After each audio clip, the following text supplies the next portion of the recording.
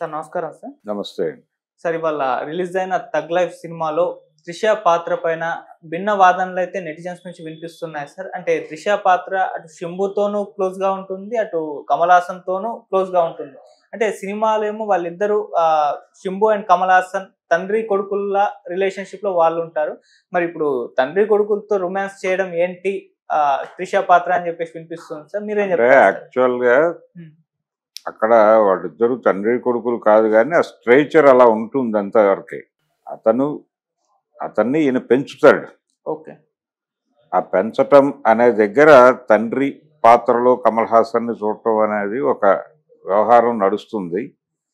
అయితే అతనికి ఒక ప్రామిస్ చేస్తాడు కమల్ హాసన్. నీ చెల్లెల్ని వెతుకుతాను అని.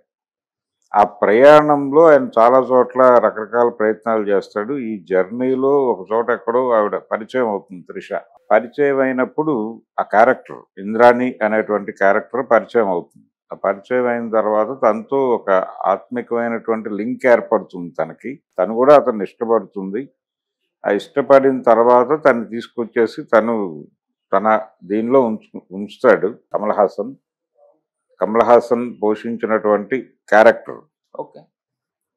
ఉంచిన తర్వాత అలా కొనసాగుతుండగా ఇతని పెంపకంలో పెరిగినటువంటి ఈ శంభు క్యారెక్టర్, అతను అమర్ సినిమాలో క్యారెక్టర్ పేరు. అతను కూడా ఈ అమ్మాయి పట్ల అట్రాక్ట్ అవుతాడు. కానీ తను కమిటెడ్గా నేను తనతో ప్రేమలో ఉన్నాను అనే చెప్తుంది. శక్తిరాజుతో ప్రేమలో ఉన్నాను అనే చెప్తుంది. ఆ ప్రేమలో ఉండటం అనేది అలా నడుస్తుంది. తన పట్ల ఒక అడ్మిరేషన్ ఉన్నప్పటికీ కూడా కమల్ హాసన్ క్యారెక్టర్ పట్ల తనకి ప్రేమ ఉంది అనేది చెప్తుంది. రకరకాల సందర్భాల్లో అదే వ్యక్తం చేస్తుంది. ఆ తరువాత ఇతను తనకున్నటువంటి దీంతో కమల్ హాసన్ లేడు అనే తనకి వార్త తెలిసినప్పుడు తను లీడ్ చేయాల్సిన సందర్భంలో కొంత చొరవ తీసుకుని మనం కలిసి ఎందుకు ఉండకూడదు అని ఒక ప్రపోజల్ చేస్తాడు. ఇక్కడ అలా ఉంటారు, వాళ్ళిద్దరూ కలిసే ఉంటారు. ఈ కలిసి ప్రయాణం చేయటం దగ్గర ధార్మిక పరమైనటువంటి నైతిక పరమైనటువంటి ఒక ప్రశ్నను లేవనెత్తుతున్నారు చాలామంది. అయితే చాలా క్లియర్గా ఆ క్యారెక్టర్తో చెప్పిస్తాడు డైరెక్టర్. నేను చాలా కష్టాల్లో ఉండగా అతను వచ్చి నన్ను అక్కడి నుంచి విముక్తి చేశాడు. అందుకని అతని పట్ల నాకు ఒక అడ్మిరేషన్ ఉంది.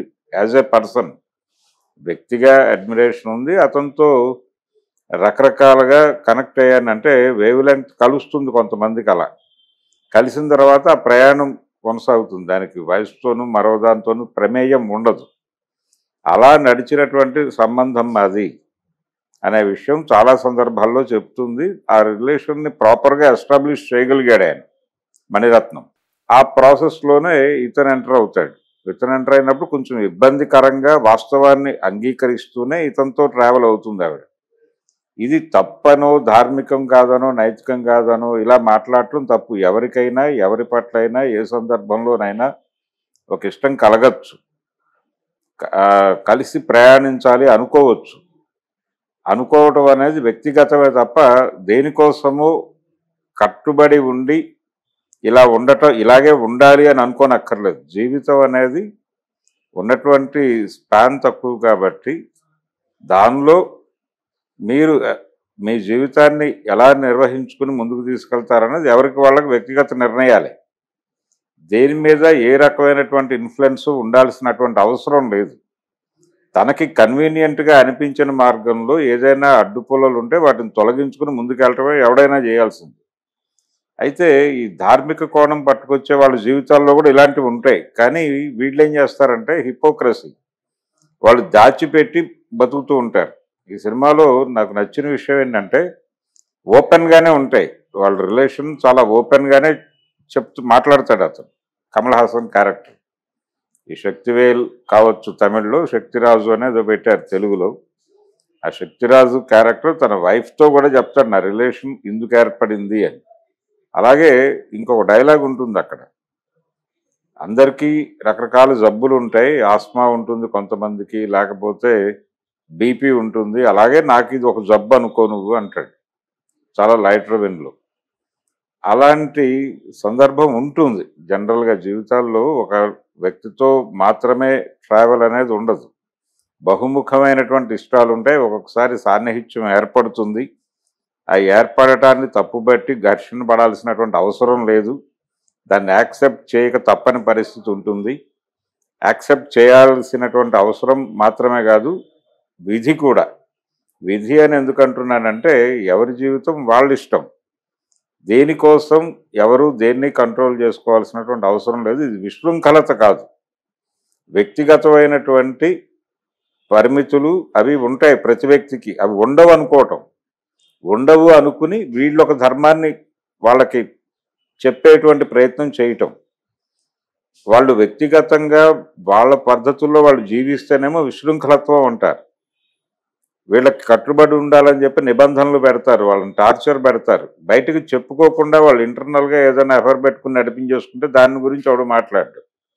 వాళ్ళని గౌరవిస్తారు, బయటకు చెప్పటం లేదు కదా అని. ఇలాంటి ఒక దౌర్భాగ్యం లేకుండా ఓపెన్గా ఏదైనా డిస్కస్ చేసేటువంటి ఒక డెమోక్రటిక్ వాతావరణం రావాలి రిలేషన్స్లో. మానవ సంబంధాల్లో ఒక ప్రజాస్వామికత ఉండాలి అనే అభిప్రాయం చలంగారి దగ్గర నుంచి చాలామంది రకరకాల పద్ధతుల్లో వ్యక్తం చేశారు. అందుకని ఇదేం పెద్ద ఆడ్ విషయంగా అనిపించలేదు నా వరకు, నాకైతే. అలాగే ఇంకొక క్యారెక్టర్ ఉంటుంది. ఇప్పుడు శంభు సిస్టర్ క్యారెక్టర్ ఒకటి ఉంటుంది. ఓ పోలీస్ ఆఫీసర్ని పెళ్లి చేసుకుంటుంది ఆ క్యారెక్టర్. ఆ పెళ్ళి ఒక పోలీస్ ఆఫీసరే చేస్తాడు. చేసిన తర్వాత ఆ పోలీస్ ఆఫీసరే తన కొడుక్కిచ్చి పెళ్లి చేస్తాడు ఆ అమ్మాయిని.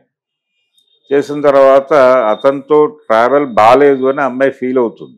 ఫీల్ అయ్యి తనతో చెప్తుంది పోలీస్ ఆఫీసర్తో, అబ్బాయి ఇతనితో ప్రయాణం బాగాలేదు అని. అయితే డివోర్స్ తీసుకోండి అని. ఏం నిర్ణయం అని అడుగుతాడు ఆయన. అడిగితే నేను అతనితో విడిపోవాలనుకుంటున్నాను నీ కొడుకుతోనే అంటుంది. ఓకే, హ్యాపీగా విడిపోవని తనే కోర్టుకు తీసుకెళ్ళి తనే మొత్తం ఆర్గనైజ్ చేసి ఆ డైవోర్స్ ఇప్పిస్తాడు. అంత డెమోక్రటిక్గా రిలేషన్స్ ఉండాలి అనేటువంటి ఒక ప్రతిపాదన ఈ రెండు క్యారెక్టర్ల నుంచి డ్రైవ్ చేశాడు సినిమాలో. అది మణిరత్నం ఐడియానా లేకపోతే స్టోరీలో వేలు పెట్టి తను కూడా రచనా సహకారం అందించినటువంటి కమల్ హాసన్ వైపు నుంచి వచ్చినటువంటి సలహాలు అనేది పక్కన పెట్టేస్తే, మొత్తానికి ఆ రెండు క్యారెక్టర్లని వాళ్ళ మధ్య ఉండేటువంటి రిలేషన్స్ని చాలా బాగా ఎస్టాబ్లిష్ చేసి నడిపాడు, నిర్వహించాడు మణిరత్నం.